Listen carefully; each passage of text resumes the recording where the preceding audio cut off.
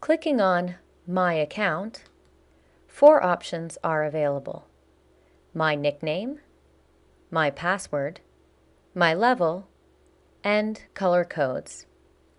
The My Nickname tab allows a teacher to change his user nickname. He types the new user nickname and clicks on Change Nickname. A pop-up message will appear showing that the user nickname has been changed.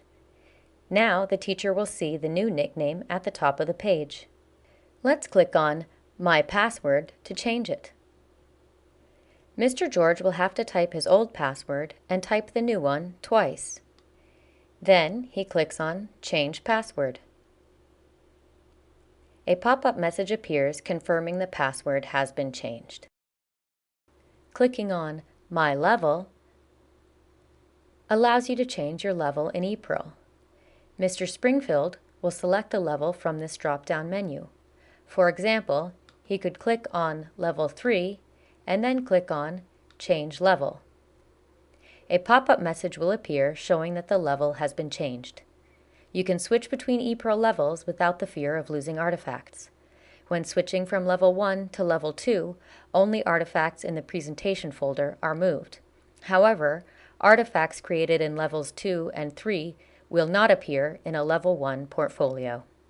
Finally, clicking on Color Codes, you can edit your teacher color codes.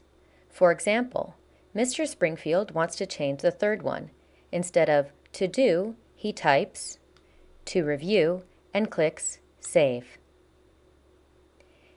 These color codes are viewed only through the teacher's portfolio, so he can use them to flag students' artifacts for organizational purposes. Some tips on organizing your color codes include: assign a color code for Needs Revision. Assign a color code for Feedback Given. Use color codes to track if students' work meets grade level expectations. These are the 4 functions available under My Account.